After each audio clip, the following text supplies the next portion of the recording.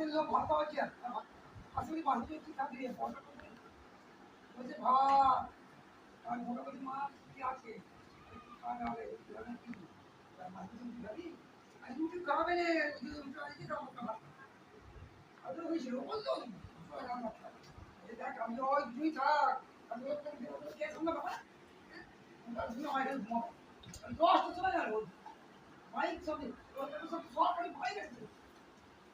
তোমার নোট দিলি অঙ্ক দিচ্ছে অঙ্ককে হেঁটে হেঁটে পয়সা সব বাইকে রাখবে এদিকে বাইক করে ওই বাইক করে 50 টাকা বাইক 50 টাকা বাইক করে আপনি ওকে নিয়ে দিয়ে